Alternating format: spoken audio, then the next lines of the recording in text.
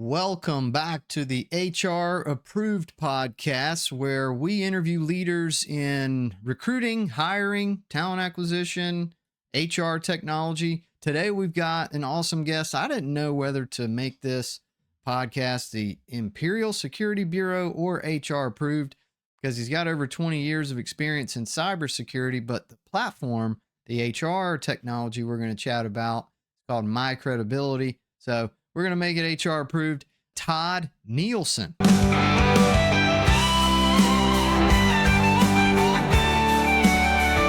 Here's his LinkedIn. Todd Neilson, Chief Information Security Officer in Salt Lake City, Utah. Also an entrepreneur of MyCredibility.com. We're going to dive into that, but he's also serves as the global field CISO for worldwide technology. He's got over 20 years in cyber. So yeah, let's dive in. Well, all right. Welcome to the podcast. Todd, how are you, sir?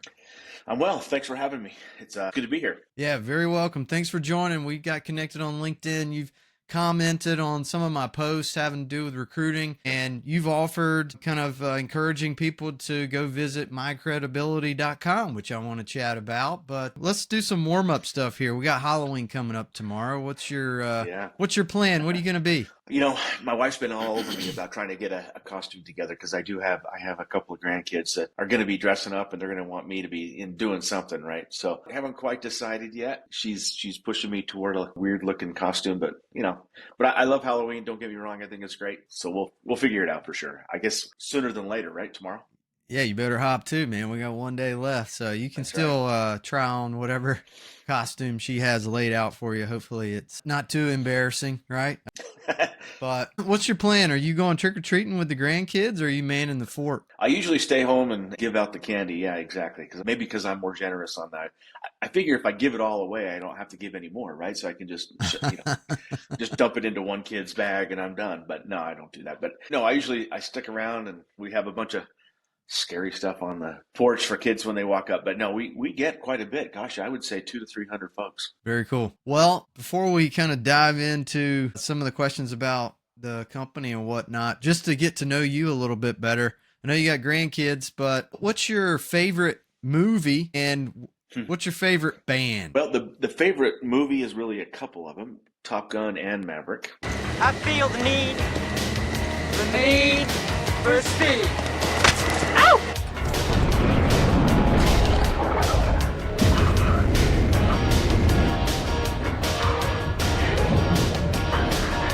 I'm an 80s kid, so Top Gun is up there for me. I think I've watched Maverick 4 or 5 times now, so it's always one of those that gets me motivated. Yeah, I love Top Gun. Yeah. And the new one is very well done. Yes, it's fantastic. And I hear they're doing a third, so I don't know if you know. I hope so. Yeah, I hope they keep going. Yeah. I hope Maverick lives forever, kind of like 007 or something. I think they're going to be focusing on Goose's son, who is in Maverick for the third one. Nice. Yeah, he did a good job on that scene where he's playing piano. I mean, he looks just like Goose. It's crazy. I know, right? So you can pick out the pieces that they found from the first movie that they stuck into the second one, so it's kind of fun. Yeah, no doubt. And what's your favorite band? Well, I'm an 80s kid again, so I would say, I love new age, new wave, but I also like hair metal, to be honest with you. It's kind of weird, but so Van Halen is probably my top choice. Take this mother home!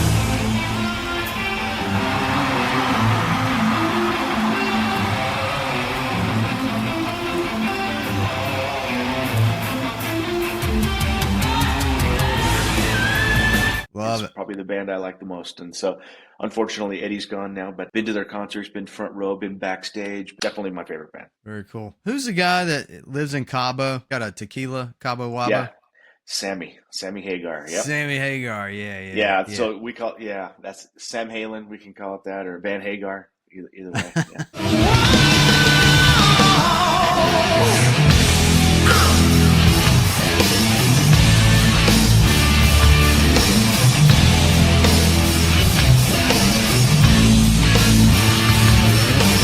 Going to Cabo, that's on my bucket list. I've been there. You have? Okay. Yeah. Would you recommend it? Not from a food perspective, but from a venue perspective, if you want to go see a concert or something, you bet. Well, tell us, you've got a long history in cybersecurity and you work for some killer companies, man, before you dove into the AI SaaS world. But tell us about your background, man. What's your story? Yeah, so I've been in cybersecurity for over 35 years. You know, when I was a kid, turning 18, 19, I graduated from the police academy and I wanted to get into that. I wanted to join the FBI. And happenstance was that the head of the FBI office here in Salt Lake City happened to be in my neighborhood. My dad knew him, and he said, "Hey, you're interested in being in the FBI? Going to the FBI? You should talk to this guy." So okay, so we had him over to the house, and I was talking to him, and I asked him, "said I'm going to go into the FBI. What do I need to do? What's the education that I need? What do I?"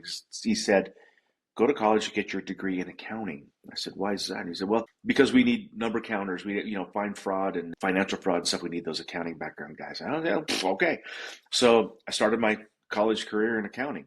And when I did that, I got my associate's degree and got a job as an accounts payable receivables clerk at a travel agency. And so I'm doing my thing, writing checks and paying bills and stuff. And the computer system that I used at the time would go down all the time.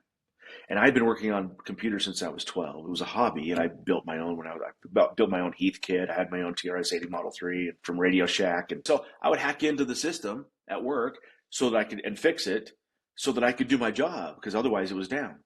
Well, eventually the IT director came over and said, "Look, you know my software better than I do. Why don't you come work in IT?" I said, Boom. "Okay, I like that." I didn't know my hobby could be a job. Anyway, I went to work in IT, and they kind of threw everything at me from telecom to cyber. And I said, "Okay, I'll stay here." And so it kind of chose me. And then I started just getting into cybersecurity. At that time, there's no such thing as a cybersecurity degree, as you know, and it was just, you pick it up. So all the networking and the telco and the software development, everything came all together into cyber. And with my want to be as part of the FBI clandestine community, if you will, my interest in cyber. And so I just started getting into cybersecurity, got my CISSP back then, and progressively got into cybersecurity. I went into as a systems engineer, programming routers for Sprint, putting in managed security services and networks. And then somebody said, "You know what? You're too articulate to be an engineer. Why don't you come and do sales?" I said, "Okay." And so I went into selling for companies. I ended up at Computer Associates, started as a sales rep and ended up as the vice president of North America for identity and access management in cybersecurity, just because I already had my CSSP and my cybersecurity background. So I was on the road 240 days that year. And I said, "I'm not doing this. I'm not living my life at 35,000 feet," and got off an airplane one day and quit. Serendipitously, a friend of mine called and said, "Hey, why don't we start our own cybersecurity company?" I said, "Okay." So I started Secuvant, cybersecurity company, in 2014 and grew that from zero bootstrapped up to one of the top 10 companies in Utah, fastest growing companies in Utah, and sold it in 2019. And that was a really good success for me. I really enjoyed that entrepreneurial experience. Nice. As part of my tenure at Secuvant, I was a CISO for over 40 different companies. We had over 100 different managed security services clients around the world that I got to be a consultant for and created. I actually created and we trademarked and patented a cybersecurity risk process. And then so I went, after I sold my company, I went to be a CISO and do consulting and still doing that. And that's kind of what I do now, is really consulting with our large companies around the world as a virtual CISO. During the same period, a friend of mine, Stu, he and I put together a program that we thought about around credibility.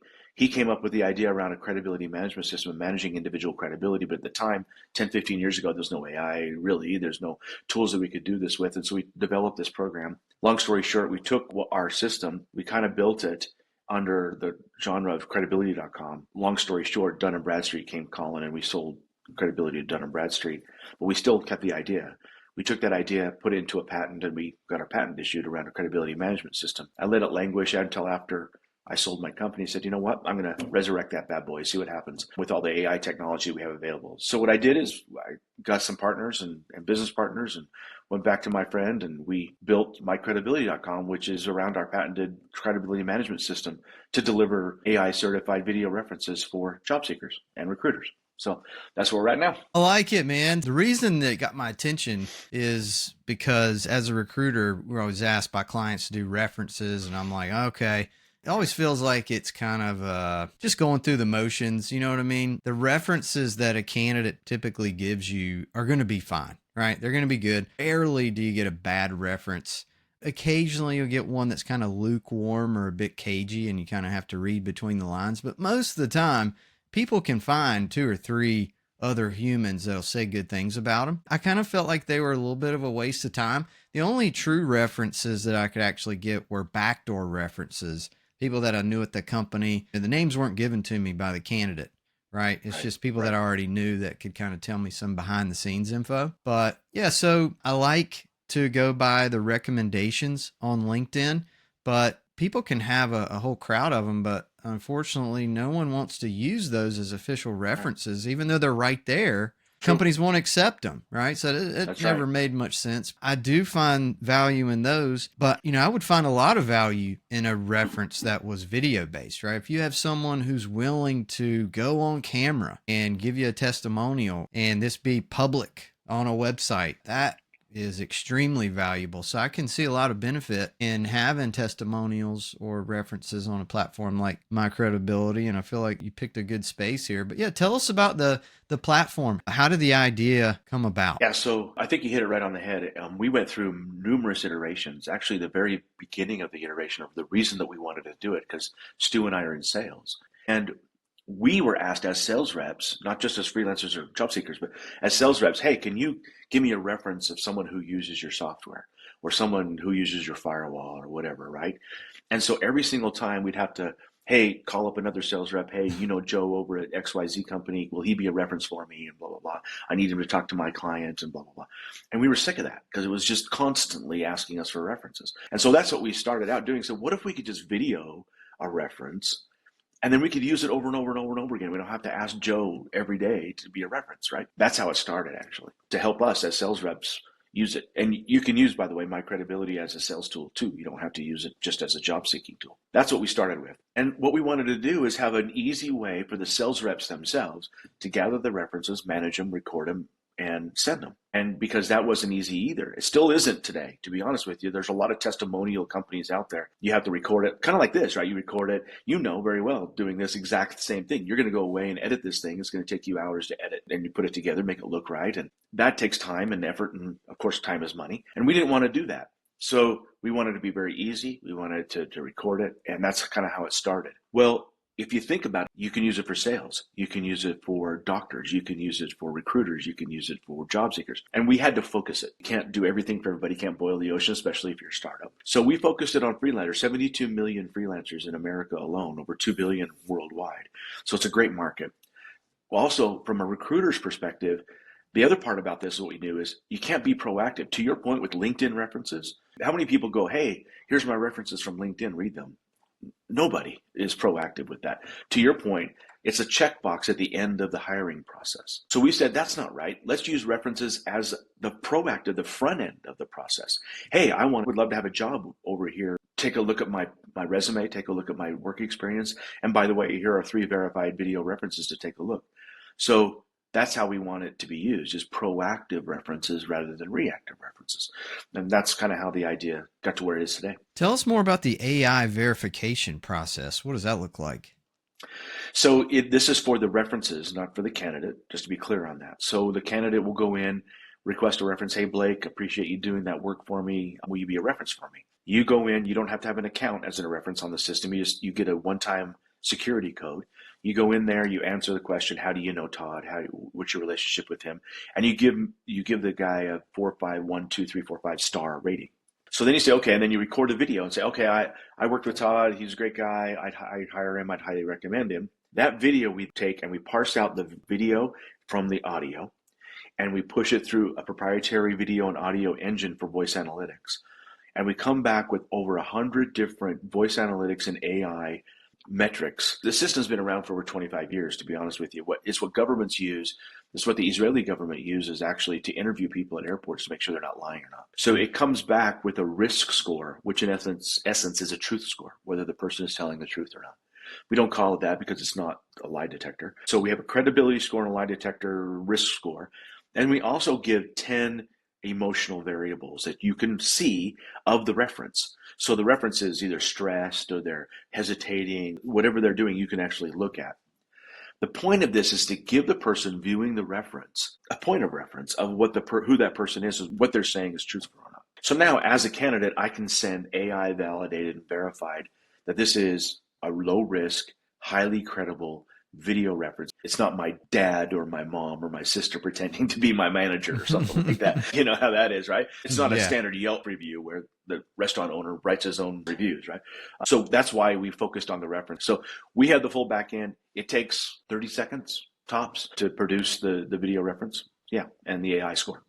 That's huge. Yeah. It's almost taking the place of a polygraph. And it's crazy to think that AI could do that. Right. So there's 3 different, I guess, websites that we're talking about here. One of them, MyCredibility.com, business to consumer facing. This is for job seekers, freelancers, gig workers on Fiverr, Upwork, fractional CISOs and fractional consultants, contractors. And then there's also MyCredibility.biz, which is more of a business to business. And then you've got a new one. We didn't actually talk about this one, MyCred AI. And that's where it looked like when I went and saw that landing page, what you're describing. It's almost like a video polygraph to authenticate if the video is real. That's wild, man. Is this where the patent is that you guys have? Is the patent on that technology? No, the patent's on it. The patent is on the credibility management system, the whole system altogether, managing credibility of a user. But the backend system that we use is patented. It's an OEM that we use from a partner company. So yes, it is patented. It's just not mine. Okay. We have an exclusive relationship with the system. But you're spot on. MyCredibility is B2C for freelancers. MyCredibility.biz, though, is really for HR and recruiters. So what we do, it's not specific for businesses only, but it's focused on HR and recruiting. And then MyCred AI, you hit it. So MyCred AI is not done yet. Like I said, it's a landing page. We're almost done with it. Really, all it is you're going to be able to pay $4.95 to upload a video or to record your own video of any type and get a score within seconds. It doesn't really matter. You could upload a video of Trump if you wanted to and see if he was telling the truth or not. Any MP4 video up to 2 minutes. There's one catch because of the way the technology works. It needs to be a single talking head, kind of like this. It can't be 2 people. It can't be a crowd. You can't record a football game and see if it has to be a person talking. That's the limitation of it today. But that's, it is what it is. You just go in there, you record a video, pay $5 and away you go. So that should be going fairly soon. On the MyCredibility.biz, we have a white labeled product. So instead of having MyCredibility.com, you'll have your own system. We have a demo called Hero Recruiting. So if you own Hero Recruiting, it'll have your logo on it. It'll have your team in it. You have the admin back end. You sign up your candidates and there's no risk. It's free to HR companies. We'll give you the portal for free. And what we do is if you use the system to place your candidate, then we ask you to pay for that candidate's profile. If they're not placed and they're not in your system, you don't pay. So it's risk-free.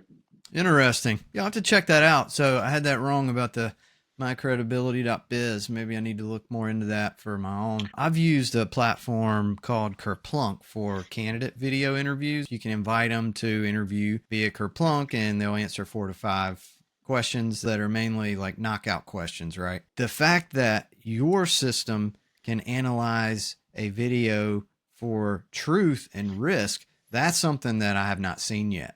So, and I'm surprised that more interview platforms don't have that. They're bound to adopt that soon. So yeah, that's crazy. Yeah, that's possible, but it's not as easy as you think it is. I bet. There's one company that I think they're still in beta that's going to do that. It's called Liar Liar. I don't know them very well.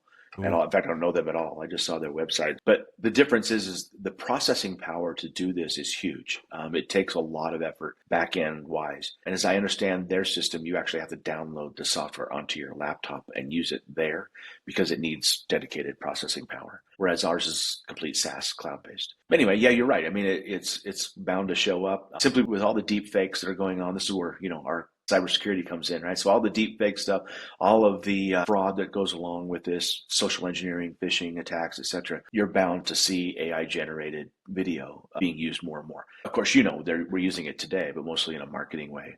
But for things like this, we could have an AI podcast. Blake, you're going to be replaced here soon, so Yeah, Notebook LLM. Yeah, they've already got that. I've been wondering, like, hey, should we just load the topic into Notebook LLM that we were going to chat about? I would just feed it all the talking points I wanted to make, and then let it do it. It's probably going to be more entertaining than I am.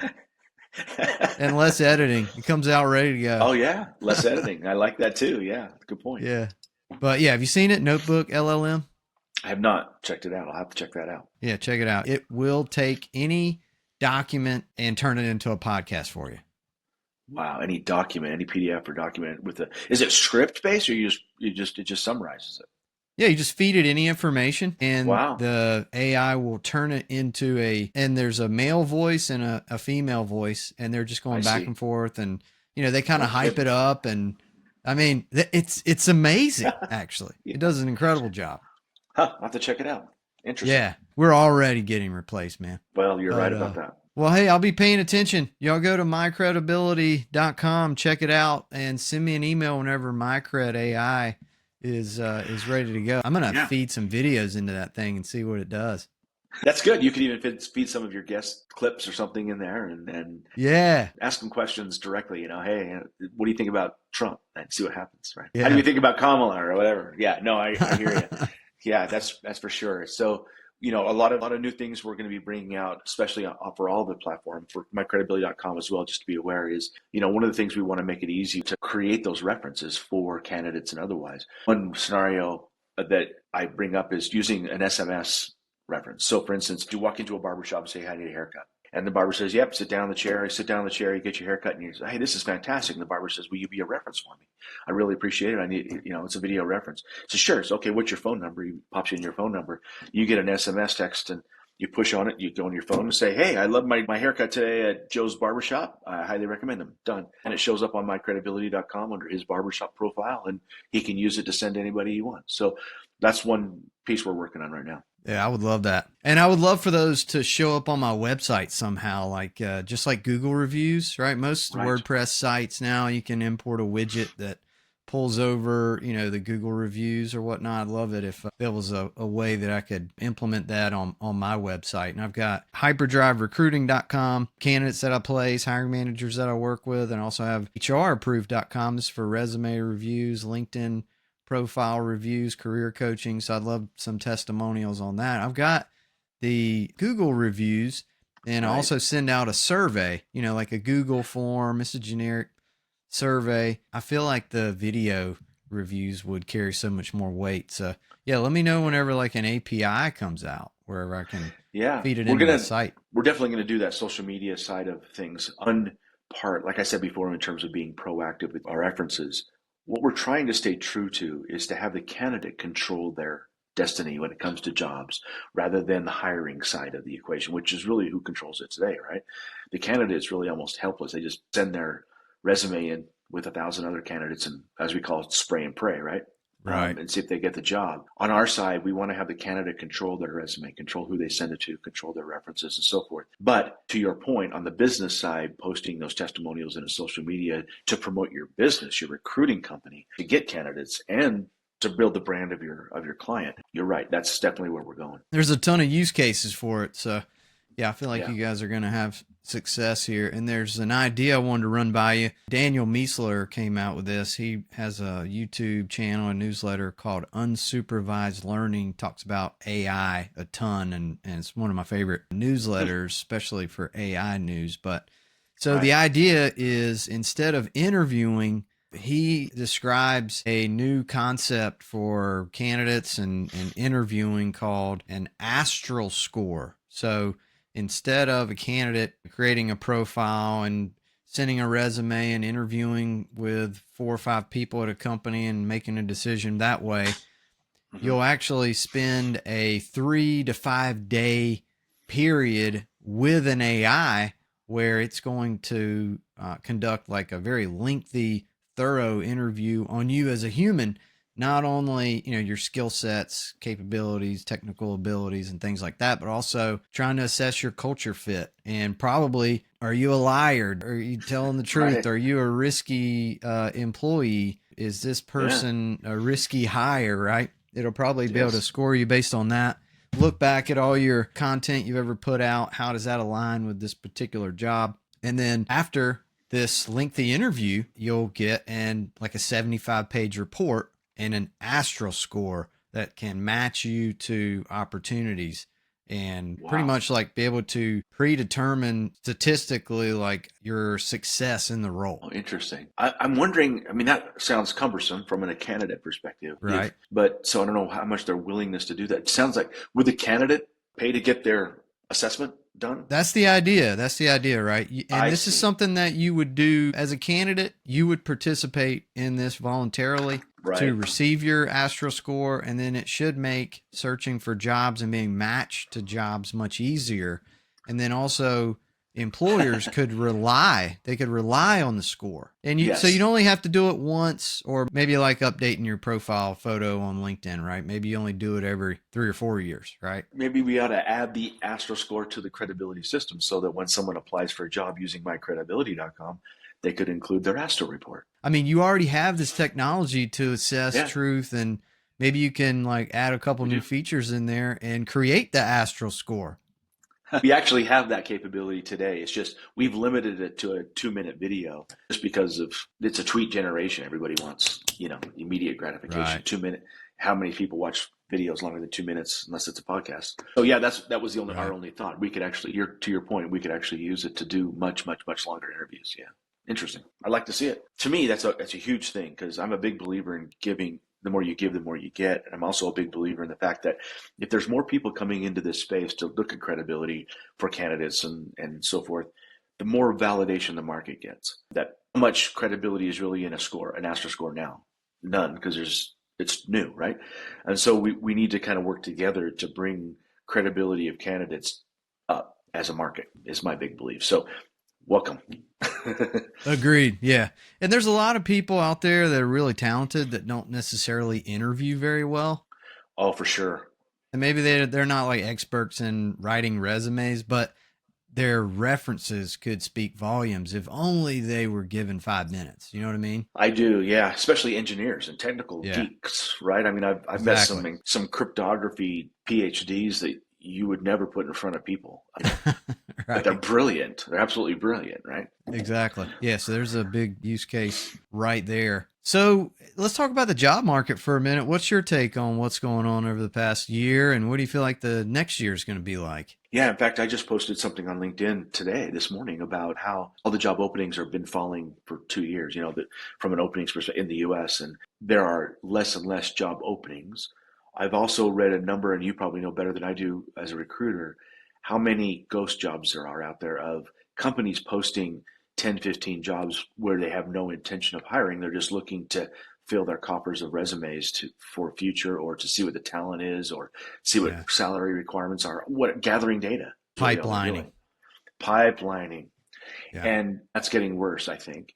And so I think the candidates really having a hard time. At least what I've seen is constant comments. Hey, I've applied for 1,000 jobs and still don't have any interviews. To me, that is a huge need for a professional like you from a recruiting perspective to represent the candidate in a real way. Also representing the companies if they have real postings.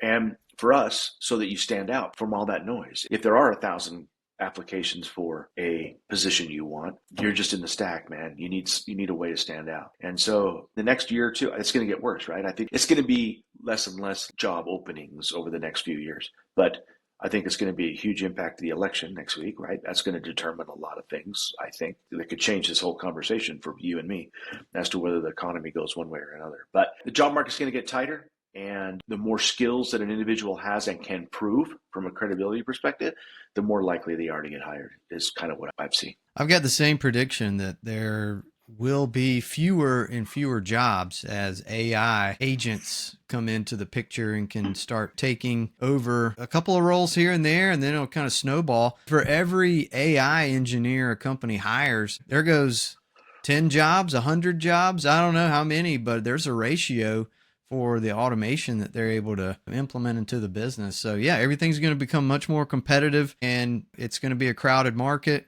You post a job, you get 1,000 applicants in 24 hours, and you're almost to the point where you got to pause the job, turn it off, deactivate it, make it no longer eligible for applicants because there's just too many.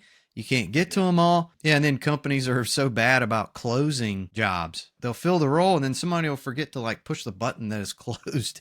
And then people still see it out there, or maybe the HR person that posted the job originally in this market, maybe they're not there anymore, and there's nobody there to close it anyway, because that account's terminated and it's just floating in outer space. Or you're right. Yeah, there's a lot of pipeline on LinkedIn and too. Indeed, but they forget about Monster or something. Yeah, exactly. And every every company has like a job board distribution as part of their applicant tracking system. So it's on their website. It's on LinkedIn. It's on the distribution list for their job boards that they're actually paying money to participate in. Then there's also ancillary job boards that just scrape jobs and repost them somewhere else. There's thousands of those. So it's like, wow, all these jobs get replicated. It's hard to even figure out like how many jobs there actually are. there are, and that is my recommendation to candidates and even to recruiters too. Is what I like to see if there's a job posted, say on LinkedIn. I look for the jobs that have, if you've seen it in the posting, there is a recruiter assigned to that job. You know, this is the person managing this. And then with our system, you should reach out to that individual. Let's get back to one-on-one personal stuff. We lost that during the pandemic, right? And we need to get back to those relationships, in my opinion. But if you see Blake Williams is the recruiter for this posting, reach out to Blake. Hey, I saw you had this posting. Are you a real person? Is this a real posting? I'd like to send you my credibility profile with my references. I think I'm qualified for this role. That's what we should be doing. Be proactive in your job search. No more pray and spray. I think that's going to be a thing of the past as well. That one-on-one human connection is going to have to take place more than, or else, to your point, you're just going to get lost in the trap, lost in the ghost postings and all the stuff that comes along with that, right? Oh, absolutely. You already have to do a lot of follow-up work whenever you apply to a job. You can't just stop there. Like, you've got to try to approach people that work at that company. Maybe either get a reference in through one of your future peers or somebody in HR or talent acquisition that has the role posted, or the suspected hiring manager. Try to get their attention. And I'd suggest that folks try to connect on LinkedIn, but don't just type text in the message box. Like, you can throw a video in there. You can throw an audio message in there and really stand out. Use that as like a little micro interview. That's a very, very good point. Video is definitely the way to go. Use your MyCredibility profile in there. You're spot on. And one thing I also see, and you could validate this or not, but when a recruiter does get 1,000, or a company, an HR company gets 1,000 different resumes, ATS is going to filter a lot of this, of course, with knockout questions to a certain degree if you have an ATS. But I've had a lot of positions I've hired for, and when I get 1,000 resumes, 95+% of them are not qualified. I got a resume for a senior cybersecurity engineer role, and I would get resumes from a Denny's cook. Oh yeah, it's insane. People throwing Hail Marys. What? Yeah, exactly. And so that just adds to the noise too, So stop doing that as a candidate, please. Yeah. Well, there's also AI systems out there now. There's 2 or 3 main ones where it'll auto apply on your behalf, and the more money you pay, the more jobs it'll apply for you every day. And to the point where people don't even know, like, you get random calls out of the blue and, hey, you got an interview request for a job. Wait a minute, I applied for that?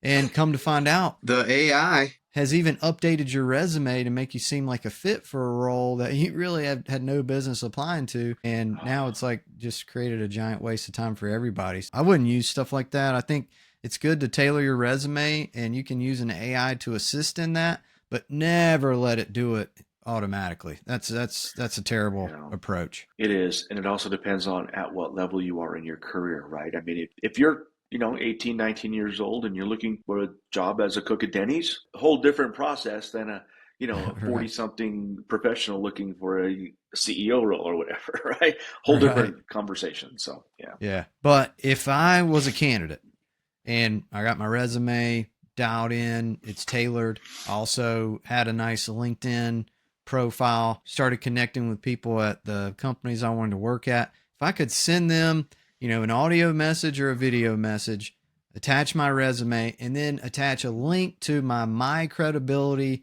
profile where my last 3 supervisors have spoken positively about me for 30 seconds each.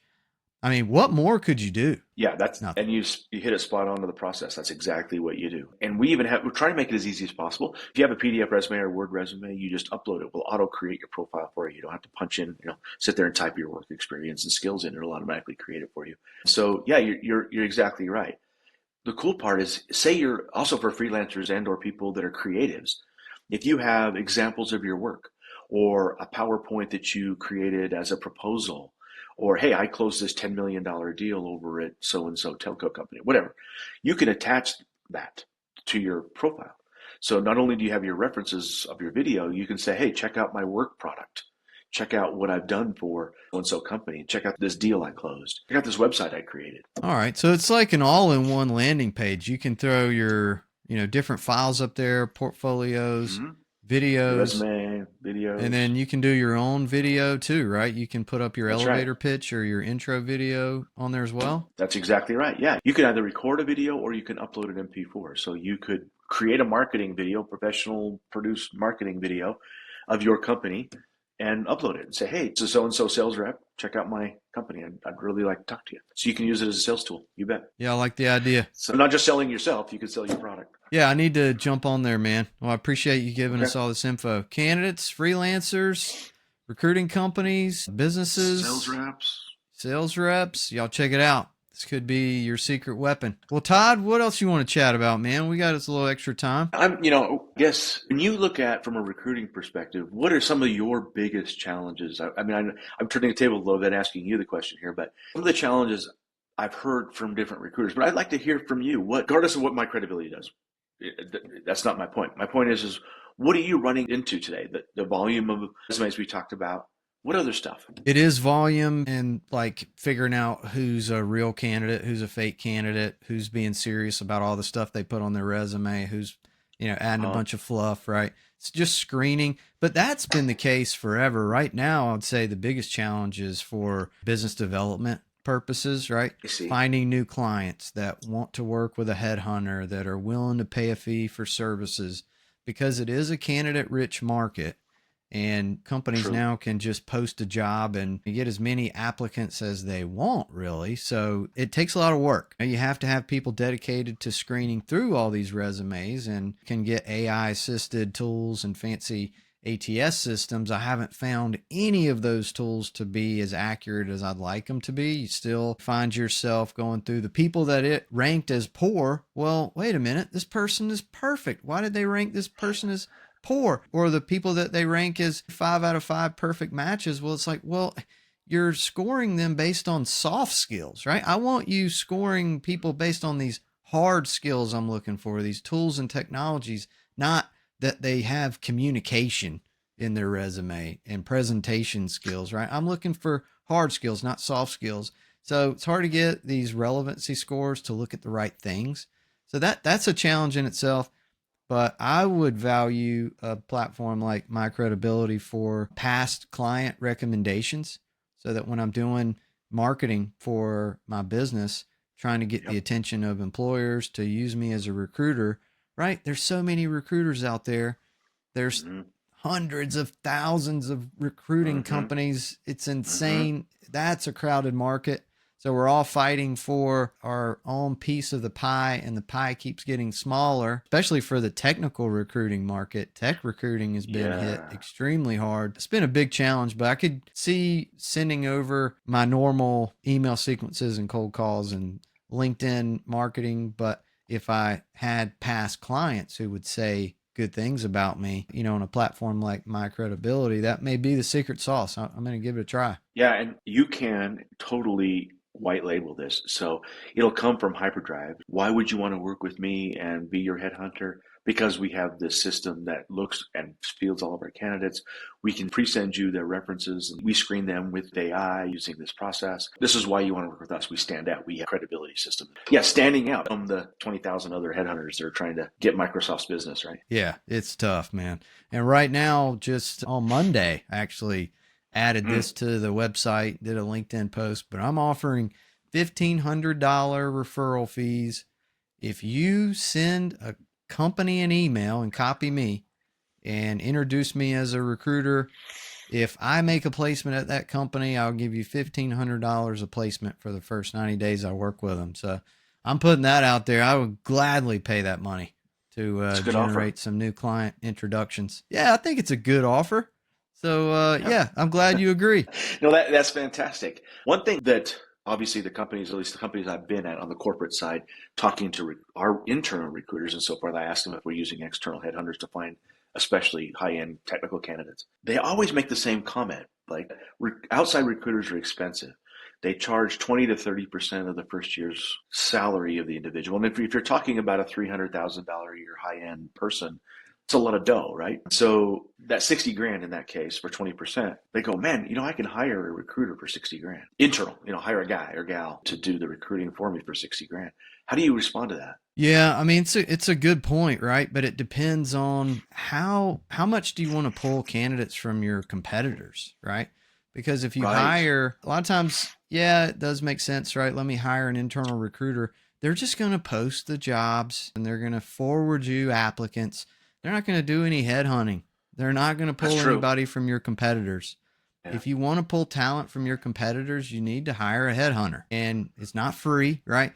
So if you just want somebody to post jobs and forward you their resumes, even I offer fractional consulting option to where, yeah, it's a small monthly fee. If you only have a handful of jobs, sure, I can go through all your applicants and forward you the good ones. That's no problem. I'm not going to charge you a lot of money for that. But if you want me to go out and do real headhunting, then yeah, these companies, operate like a bounty hunter, right? I'm motivated by the big fee. Right. Otherwise, why would you do it? Right? I totally get that. Especially, and obviously it depends on the role too. You can't just go out and find, typically in our industry in cybersecurity, you can't just go find a 30-year veteran that's not employed, that's sitting around waiting for Blake to call for a 300K job. It doesn't exist, right? They're somewhere. They're working somewhere. Even if it's their own gig, they're working somewhere, right? They're doing something. Exactly. So yeah, they are very happily employed somewhere. These people are harder to find, right? You need a headhunter for that. Yeah. So you do, because they're not looking. That's my opinion. So they're not looking. Okay. Yeah. You think that's going to change? AI can only help with the data it has access to. So if the person's resume's out there, if their LinkedIn profile's out there, yeah, it can probably find that. If it's optimized for keywords, yeah. So I don't know. We'll see, man. That's the big fear, is that a lot of the keyword driven searching and the personalized outreach. Can AI do that? I'm afraid it can. I think it could do some of it. Trained correctly, I think it can do a lot. It can do a lot, but also though, if I was recruited, I get recruiter calls too, but if I was recruited for a role that I'm interested in and it was AI, I would totally discount it. I want to talk to 2 or 3 people at that company, because they're coming this way. I'm not going that way. They're coming after me. So I want to talk to a person and get to your point, the culture, and understand who they are. And do I really want to work for Blake? To me, that's important, right? Exactly. Yeah. Top talent's not going to want to talk to an AI. They don't want to take an AI interview. They don't want to do a kerplunk video interview. They want to talk to a human being. And if it's not a human, they're just going to delete the email, delete the text, ignore it, ignore you forever. So yeah, I agree, especially for the most talented people that are passive job seekers. They're not going to want to go interview with some AI bot. No way.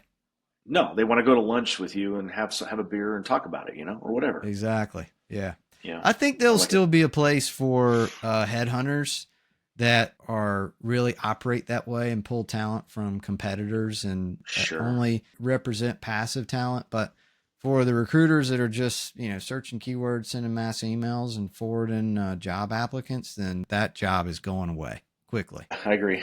Yeah, hopefully, and for my sake and my credibility's sake, we turn the tables a bit to proactivity. Like I said, candidates and recruiters becoming proactive to the hiring managers. It's been so long that the companies hiring drive everything. They post the jobs, they control the ghost links, they everything. Hopefully we can get that control back a little bit. Yeah, we'll see, man. We'll see. I joke around with my wife sometimes. I'm like, well, if the AI bots take over recruiting, maybe I can go learn to be an electrician or a plumber or something like that, and then learn the ropes for a year or two, and then hire a bunch of robots as employees that stroll around in the van with me, right? Yeah. Well, you've seen the old cliche. It's almost a cliche now that says there are those who get replaced by AI and those who use AI. Do you remember? I don't know if you remember Charlie in the Chocolate Factory movie, the one with Johnny Depp. Anyway, if you remember Charlie's dad works in a toothpaste factory. If you remember, he screwed caps onto toothpaste tubes. That was his job, right? And one day they created a machine that screwed them on automatically. And so it replaced his job. He's like, crap, I'm out of a job, right? And so what he did is he went to school and learned how to fix the toothpaste cap machine. Yeah. That's hilarious. So if AI replaces you, Blake, you need to be an AI programmer. Yeah, or a robot Or repairman. a bot repairman. Yeah, there you go. Yeah, exactly. Or a trainer, right? I'll put on a suit with a bunch of dots on it where it can track my movements, and I'll be like, here's how you do it. Here, you take the thing, you take the widget, you put the widget over here, and the bot watches me do it 50 times, and all of a sudden it can do it. Yeah, there you go. See, now you're thinking. That's cool. Those jobs are coming, man. Or the virtual operated bots, because Elon did that at his release, where the bartenders were robots, right? And they looked like they were doing all this stuff in an automated fashion, but come to find out, there were people that were operating those bots behind the scenes. It's another interesting. Yeah. There's a lady in jail for doing that too. She created a blood system, if you remember, it was actually people behind the scenes doing the testing. What was her name? I can see her face, but I can't remember her name. She had the machine that would test blood, and it was really, they took it in the back room and tested it and come back out with the results. Dirty. That's dirty.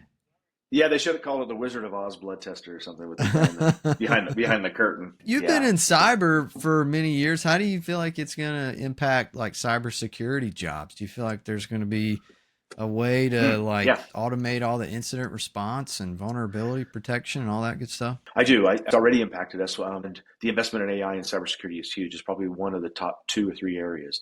And really the way that we position, and I position it with AI, is there's either AI with security or AI for security. And so you have to secure AI itself, as you know, the LLMs, the data.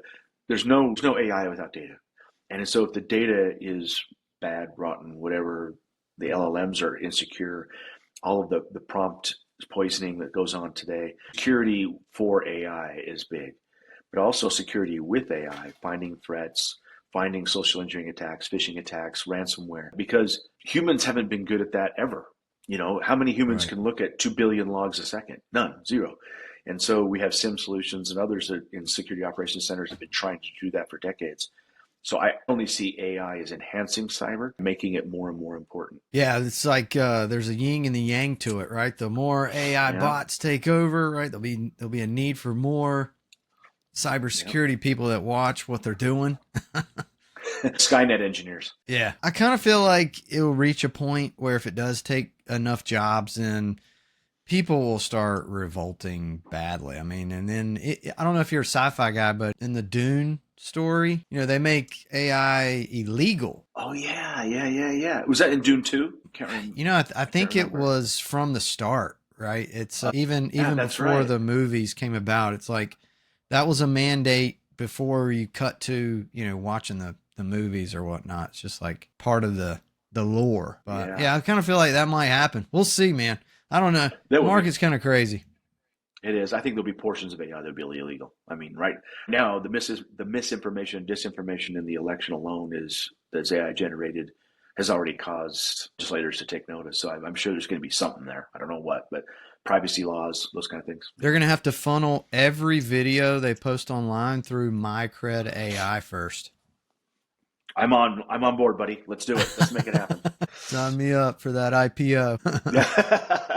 We're looking at all world's data through AI. Yeah, that's the money there. Yeah. Well, hey man, I'm going to let you go. It's been fun to chat, Todd, and hopefully it'll get some traffic there to MyCredibility. And I'm a fan now, so I wish you guys the best. I hope you have success there. Thanks a lot. Look forward to working with you and your recruiting team. So let me know. Hit me up. Absolutely, will do. Thanks, Todd. Have a good one, sir. Okay. You too. Talk soon.